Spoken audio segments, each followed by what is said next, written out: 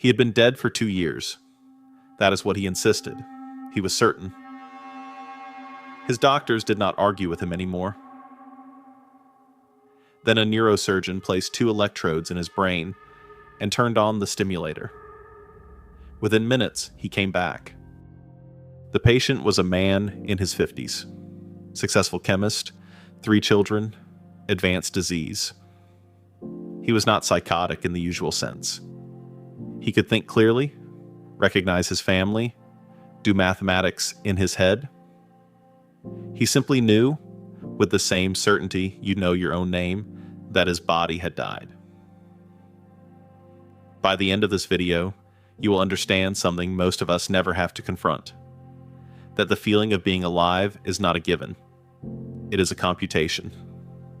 Your brain runs it every second.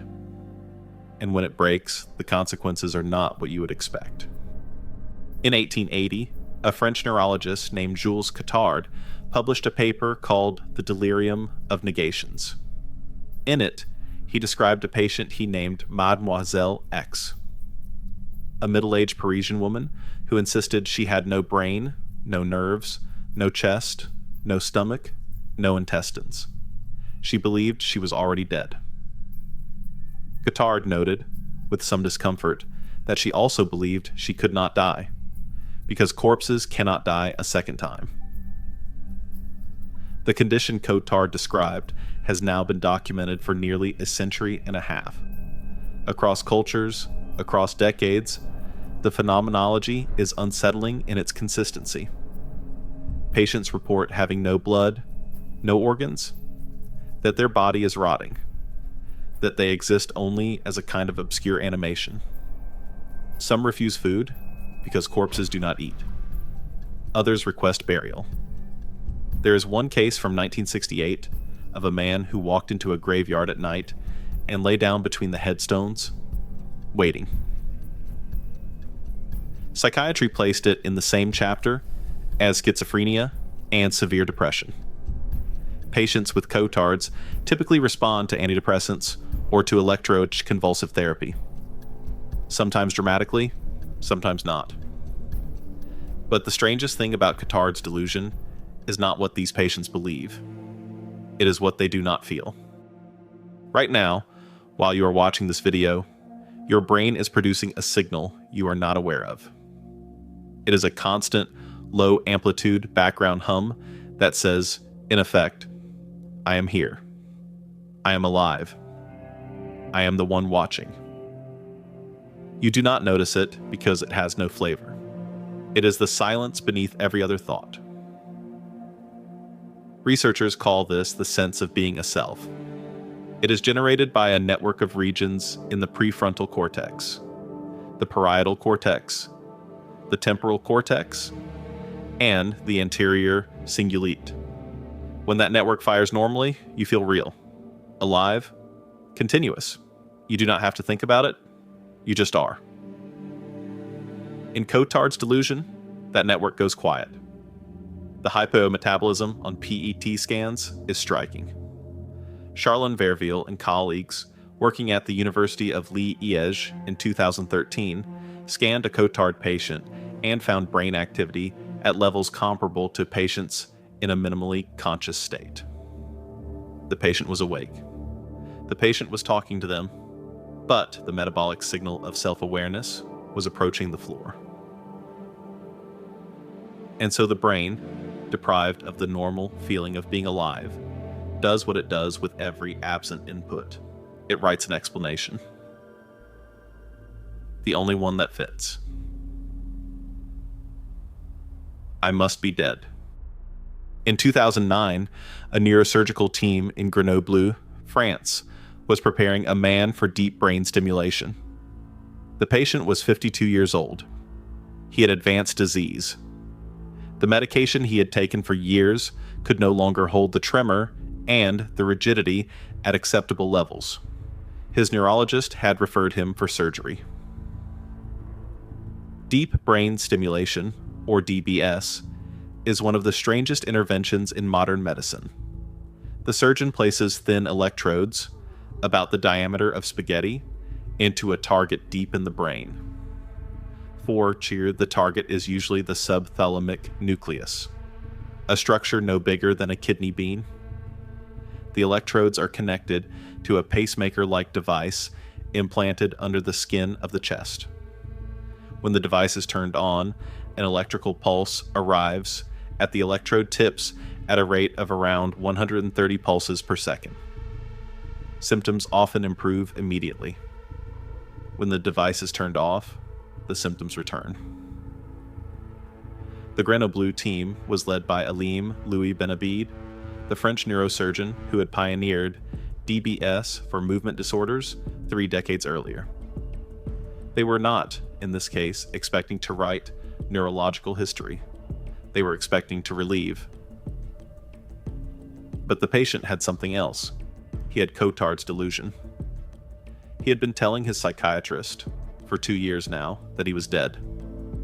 The psychiatrist had tried antidepressants. He had tried antipsychotics.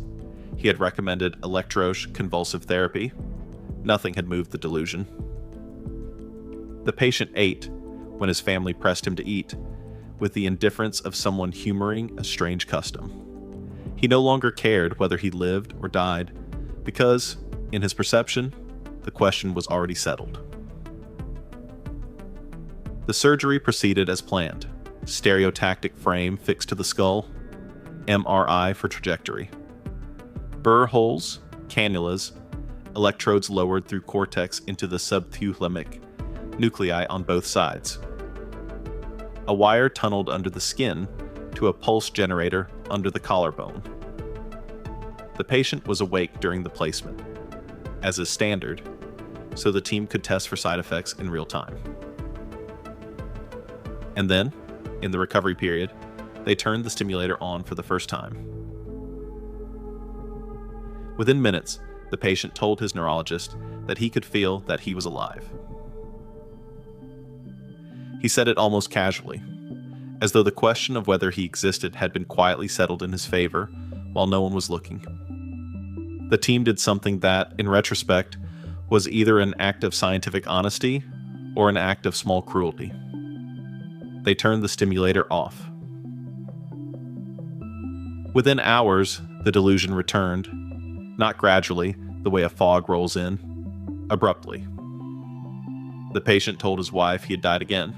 The symptoms came back at the same time, but he hardly seemed to notice. He was once more concerned with the more pressing matter of being a corpse. They turned the stimulator back on. The delusion lifted again, within minutes. They did this several times, with the patient's consent and his family present. Each time the result was the same. On. He was alive. Off. He was dead. The toggle was reproducible. It was reliable. The team published the case in the journal Stereotactic and Functional Neurosurgery. To anyone who read it carefully, what they were describing was something that should not have been possible. They had found a switch. Not for that was the known result, for the conviction of being alive, for the most fundamental sense any human being has of themselves. A circuit, an on and off.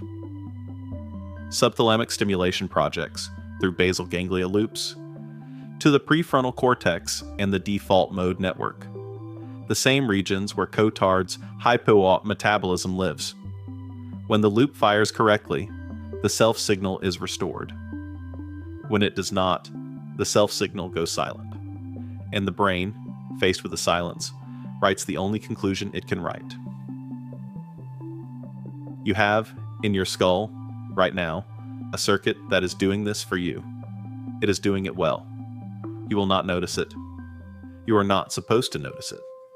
The signal is meant to be invisible, the way the floor is meant to be solid. Until it is not. I am a surgeon. I am not a neurosurgeon. I have never placed a deep brain stimulator, but I have stood in operating rooms, and I have watched the small electrical interventions that change a body's behavior. I have seen a patient in atrial fibrillation, heart fluttering uselessly, return to sinus rhythm with a single timed shock. I have seen, in burn intensive care, the precise moment when a patient who had stopped responding to the world started responding again. Medicine is full of these thresholds. Most of them are physical. The Cotard reversal is the strangest one I know. Because what it tells us is this: the feeling of being alive, the immediate, pre-reflective, unquestionable certainty that you exist as a continuous self, is not a given of being a brain. It is a service the brain provides. It runs continuously, like a heartbeat, like temperature regulation. When it works, you do not notice. You assume that being alive is simply what is the case. You assume it the same way a fish assumes water. And then, occasionally, in a patient with severe depression, or with a stroke in the right place, the service goes down. The patient is still here, the brain is still working, the lungs still inflate. But the continuous signal that says, I am the one this is happening to, that signal stops. And the patient, now confronted with their own life from outside, concludes that they must be dead. There is a question worth asking, though it is uncomfortable. The patient who insists he is dead is not delusional in the sense that a hallucinating schizophrenic is delusional. The hallucinator perceives something that is not there. The Cotard patient perceives the absence of something that should be there. He is, in a strange sense, accurately reporting what his nervous system is now telling him. The mistake, if it is a mistake, is entrusting the nervous system at the moment its self-monitoring has failed.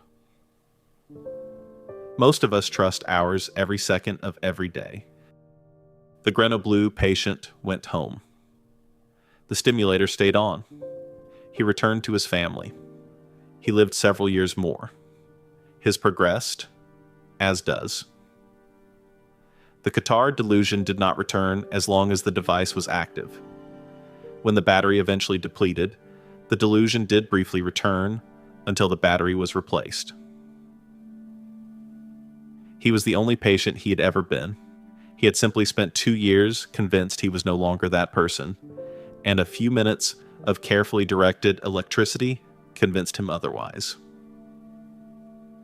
There is no formal name for what was given back to him in that moment. We do not have a word for the feeling of being alive. We do not need one until we lose it.